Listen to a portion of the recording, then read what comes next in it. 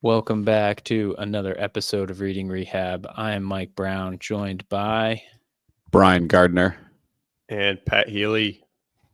And this week we are talking about isokinetic dynamometry for external and internal rotation shoulder strength in youth athletes, a scoping review.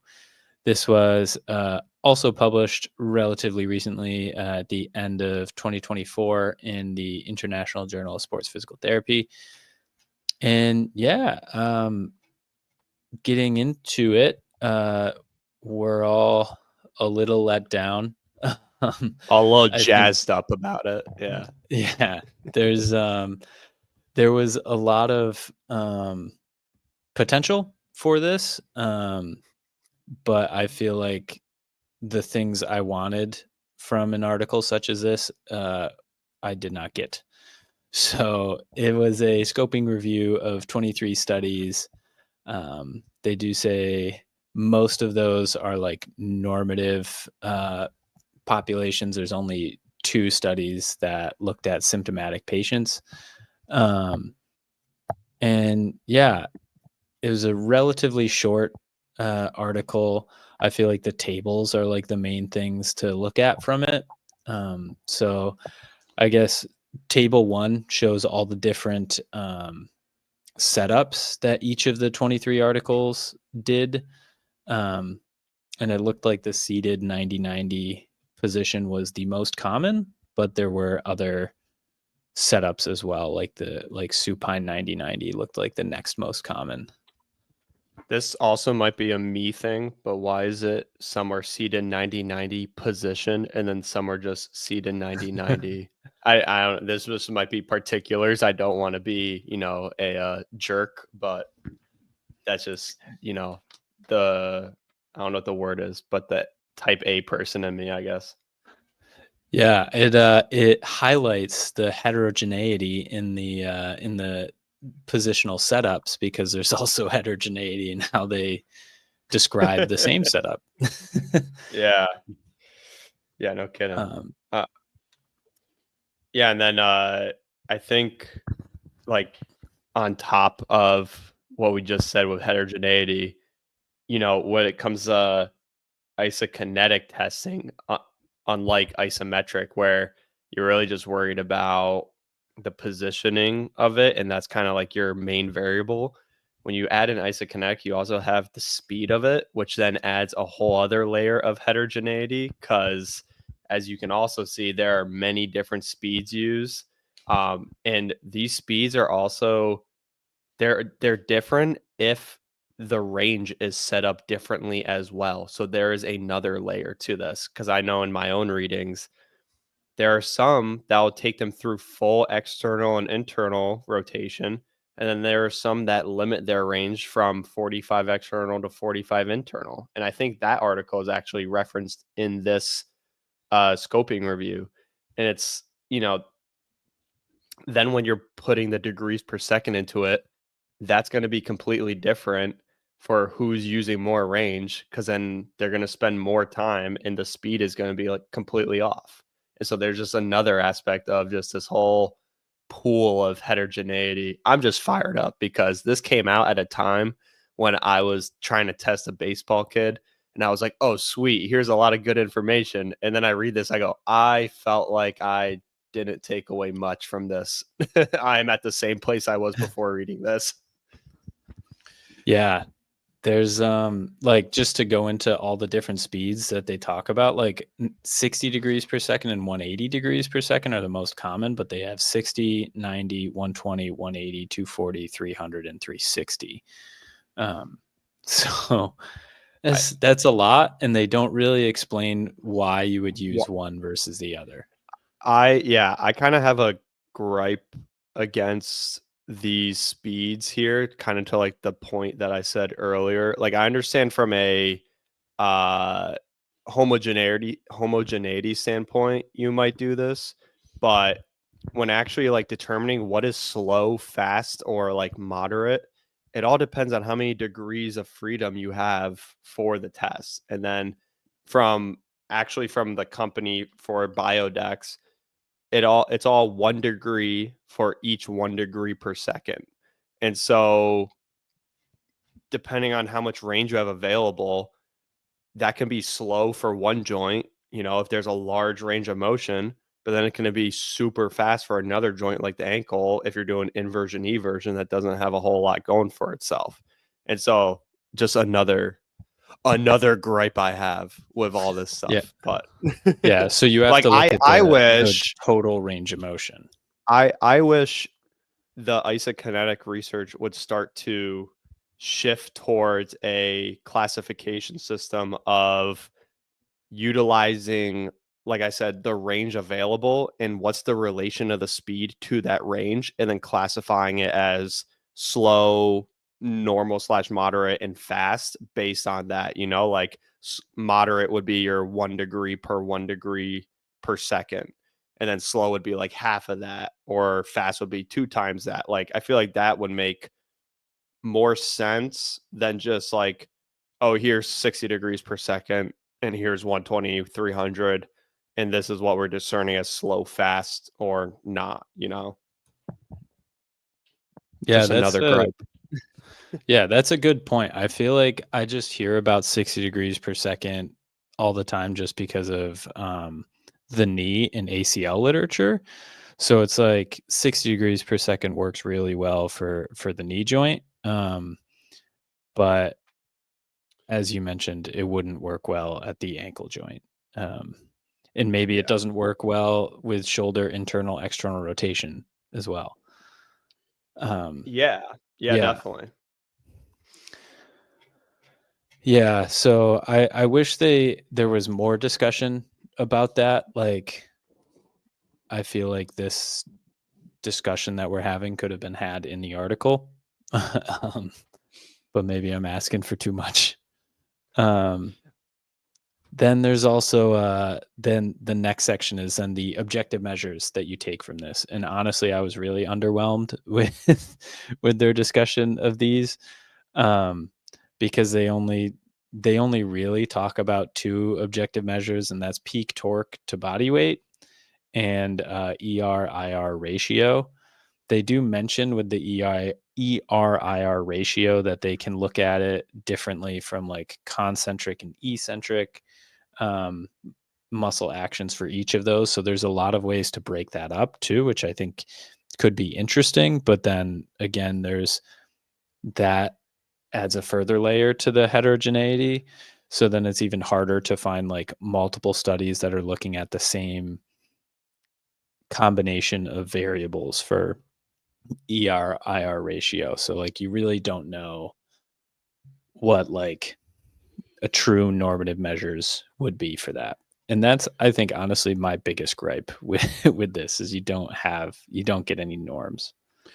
Well, I wonder if it is like the objective measure section is the fact that they are using multiple different companies and different machines. I mean, even within the Biodex sort of family, I think they list a few different systems that are being used. So it could be just the fact that they're just older, so they don't give you enough or all the information that you might get from like a HUMAC norm that's brand new, or even a Biodex that is of this century, because they are a lot of money. I think the biggest thing that I take away from this is like it's good to have this as an option. But as you can see, there's a lot of different things that you could and positions that you could be put in. I think it's just kind of knowing where your strong suit is as a clinician, because quite frankly, I mean, for me especially, like I don't have access to a isokinetic machine. So it's like, okay, how am I taking this information and what am I doing with it? So I read this article and say, all right, well, we know we can get internal and external ratio with isometrics. I could do that.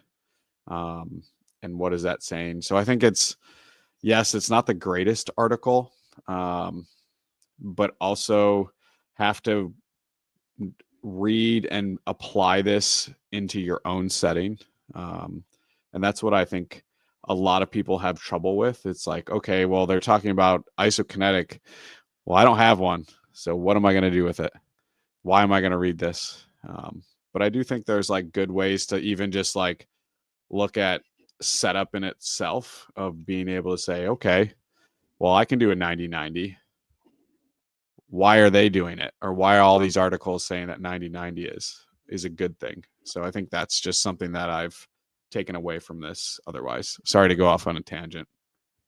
No, No, I it's think good. you bring up a good point that they kind of alluded to in their background, where they said how there are studies that indicate handheld dynamometry provides an assessment of IR/ER strength that is highly correlated to assessments performed with isokinetic dynamometry.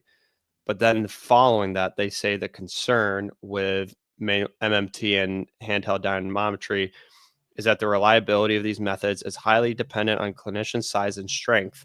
But they're not acknowledging that not all handheld dynamometry is a push test, or like it's the therapist inducing a push. Like you can find a reliable setup utilizing a pull method to like an external fixation that, in my mind, is going to be a lot more reliable because that thing is not moving, no matter how hard they pull on it, compared to you as a therapist having to try to match them, which is kind of what they're saying here, to where like if your strength is not to the amount of them, and then it's also like this, tug of war of, all right, am I going to give more? And then are they going to push out more, rather than, more of a pulling kind of isometric with something like a 10 deck or some sorts, where that thing is externally fixated and it's not going to move, and they can put out as much as they want.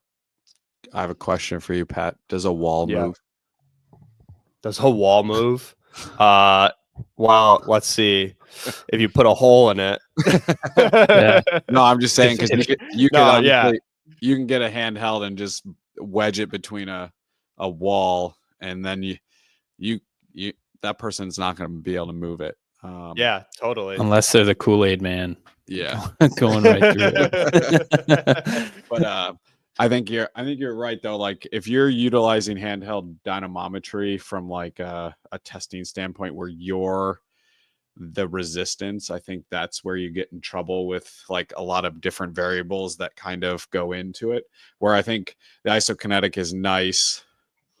It is a very rigid sort of protocol and structure. So you're going to get the validity and the reliability just a little bit more. So I think Yeah, that's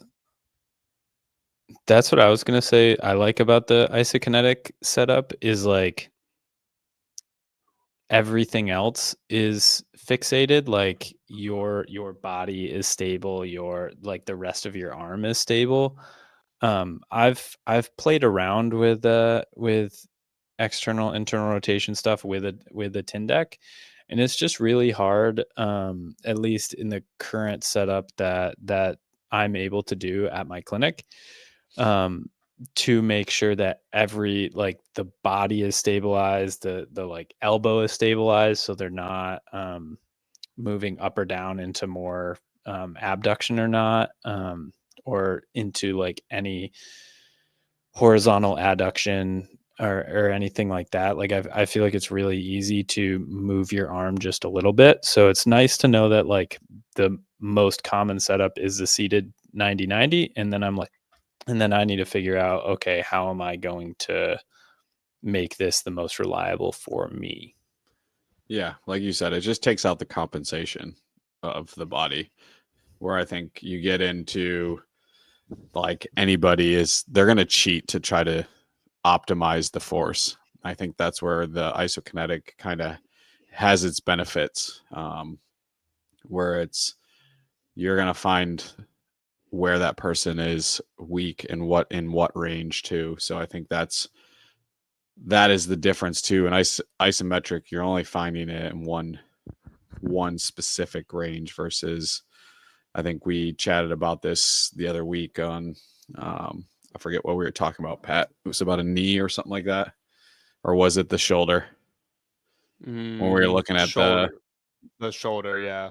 Yeah. So we were looking at some isokinetic data that Pat has, and we were kind of going through the different speeds and noticed that like there was significant drop-offs on different, whether it was internal or external rotation. I forget what we kind of discussed, but it kind of allows you to just have the same setup, because like Mike, you said, it's sometimes you can get in the same setup, but sometimes you're not, just depending on the person when it comes to isokinetic or isometric sort of testing, especially with a Tyndek on the same setup, just availability, that kind of stuff. But no one's gonna be moving a Humac or Biodex, that's for sure.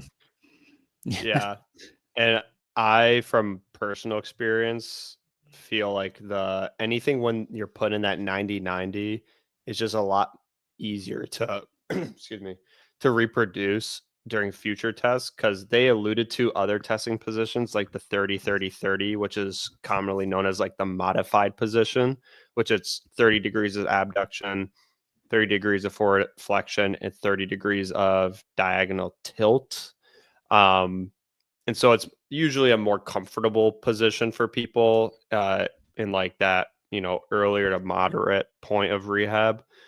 But from my own experience, setting up the anatomical zero for that, for where like, all right, where is everything neutral, it's kind of hard to reproduce. And that's where the like 90-90 positions are pretty nice, to where it's just like, oh, okay, yeah, boom, boom, there you go. We know this is going to be your starting position each time, when we go forward here, to where that anatomical zero can be a little bit of a question mark of like, maybe a little more external, maybe a little more internal. And, then you get that whole thing. But Now I have a question on the setup for the 90-90, I guess. I don't know, maybe they went through it. So the seated position is with the shoulder abducted at 90, elbow flexed at 90, also known as the 90-90.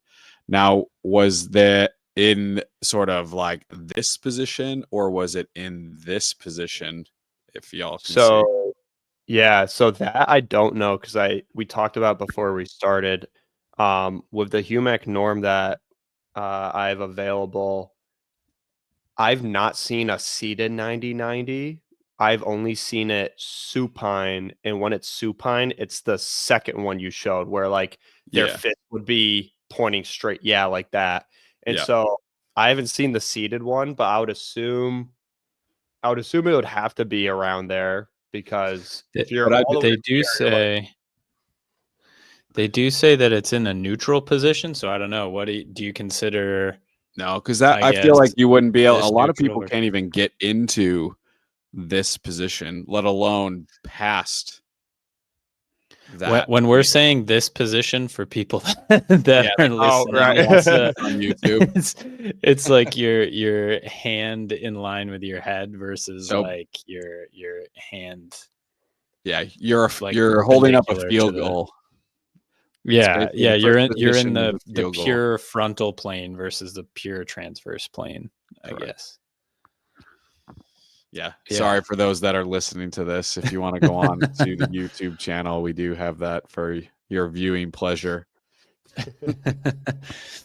One thing I wanted to talk about too, I mean, off of the position setup, and something that, again, what my biggest gripe was the not having the benchmark data that they have, because I feel like table 2 is just like set up so well. There's even like extra space to the far right where there's nothing, where I think like they have like the author of the article, the testing speed, and then the objective measures that they have. And so then why not have the final column be like, here's the average for the peak torque for internal rotation. Here's the average for the peak torque external rotation. Here's the ER/IR ratio from this one. And then you can look and be like, okay, in this setup at this degrees per second, like this is what they found. This is the setup I'm going to be doing. So this is the benchmark that I should be taking. I feel like that would make this data so much more clinically useful. Like, I don't have an isokinetic dynamometer, but if I did, that's the information I would want. Yeah, So, not to personal plug here, but I did that for something I put on my Instagram and my LinkedIn. Go check me out at PatH426. No, but like I completely agree with you, Mike, because that's kind of the bummer that when I was reading this was I was doing my own synthesis of reading all these baseball papers, which come to find out is also one of the least studied ones that they discuss. Like it's volleyball, tennis, swimming, which is like, I don't know. I don't know if it's just odd to me, but I feel like baseball would be higher up there. But in any case, I was hoping that, I was going through this synthesis and halfway through it, this article came out. I was like, oh, sweet. Someone did the job that I don't really want to keep on doing because I'm just getting so pissed off doing it. And then just to see that they didn't put it in here, I was like, all right, back to the grindstone. Time to cry over my keyboard. and they even, like, in table 3, they even give like they give the like a general verbal theme. over. Yeah. Yeah. Yeah. So I'm like, Which come on. some of them are a little questionable. Like when I was reviewing this, as it talks about through here, the ER-IR ratio, usually you see it lower in the dominant arm of athletes, such as like pitchers and such, usually at a certain training age. And so that is usually derived because the internal rotation peak torque and torque is just a lot greater than the external rotation as compared to contralateral limb. But then in one of them under the baseball, it says higher ER peak torque in dominant arm, but then the ratio is lower in the dominant arm. So it's like, wait, so you just said that the ER is higher, but then when we apply it to that ratio, it's still lower. So then the IR must be higher still. I don't know. I'm just throwing, these are like real but you gotta big look at. questions. I mean, you gotta look at the ages of the baseball Yeah. articles that they submit. I mean, the average age looks like, I think the highest they go to is 18. So I mean, you're still getting. I mean, they go from like an average of 18.2 is one, 15, 15. So you're getting a lot of immature throwers. So they're still, I mean, they're not developed. We're not talking about guys that are like 26 years old that are playing Major League Baseball here. So I think that's where you're getting a little bit of discrepancy when it comes to the ages and the strength and the torque. So that's probably maybe one of the reasons why they didn't like. Also a lot of male populations here, not a lot of females represented in this. I also find it wild how they bring up the fact that the youngest age was 11 years old in one of the studies, and how they state that specialization can start younger than that. And in my mind, I'm like, are you saying they need to test these kids when they're 6 or 7 years old? Like, that's crazy. They didn't say that, but that's kind of where my mind went. Like, wait, are you saying we got to get them even younger to see before these changes happen? But that's just the craziness of youth sports, I guess. Someone will pay for it, though. That's the crazy thing. There you go. Yeah, brother. There's the cap on it all. There is one other thing I wanted to mention from table 3 as well. Where is it? So they have weightlifting as one of them. There's only one article, and that one article showed that the ER-IR ratio of the dominant arm improved with both isokinetic strengthening and isotonic strengthening. But then there was, now I'm like, I need to find, there was another article that, in the handball one, that said strength training did not improve strength ratios. And there was another article somewhere that said strength training also didn't improve the ratios. So I'm like, there's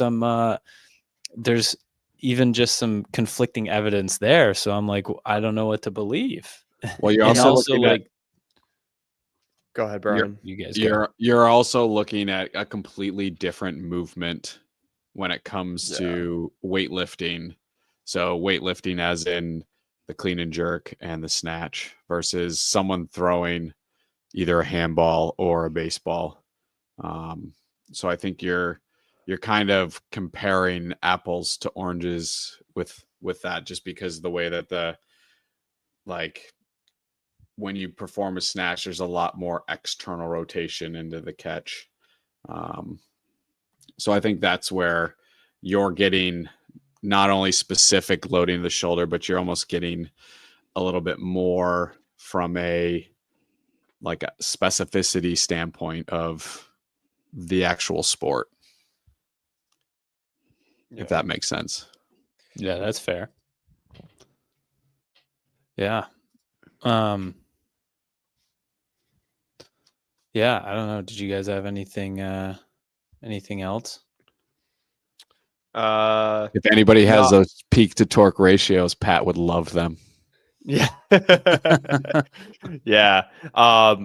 One of the last bit is one of the things they did not talk about, which I've seen in some articles, especially for throwers, is a fatigue index where you do what is like termed high velocity test. So probably around over 180 degrees per second. And you do either 10 or 15 repetitions for concentric. I'm sure you could do an eccentric also, but if you're doing just concentric and then you take the first 5 reps and then you take the last 5 reps and you see what's like the total work from the first 5 versus the last 5, and you kind of track to see how much did they fall off by the end there. And that's kind of another metric I've seen floating around out there. I've never implemented that, but just to keep it on people's radar that they might see that if they look into this kind of research. And then Pat, my follow-up question for that is, what is the purpose of, people are going to be like, okay, well, what's the purpose of that specific test? Yeah, from what I've read, they state that it's to build, like the endurance for, like, if you're talking about a pitcher getting back, where if you're looking to return to pitching and you do this the first time and they can't even do 15 reps without just a major drop off, then tailor your training appropriately, do it a few weeks later and see if that improves, just so you know that if you're returning them to, a game, that they're not going to be putting themselves at risk of injury because of just the fatigability of those muscles. That's the hypothesis, at least, from my understanding. Yeah. Cool. So, on a total side note from that, I scrolled down on the article past the references and saw that they had an appendix and was like, oh, maybe the information we've been asking for is in this appendix that none of us looked at. And it wasn't. The appendix was just their search criteria. So I was going to say it's a big bummer. But at least we did our due diligence and looked at the supplemental materials. But all right. Did you guys have anything else, or are we good? No, that's it. All good. All right. So this has been another episode of Reading Rehab. As always, if you enjoy what you're listening to, please follow us on Spotify or Apple Podcasts and leave a nice review. It does mean a lot. And follow us on Instagram at Reading Rehab Pod. Thanks.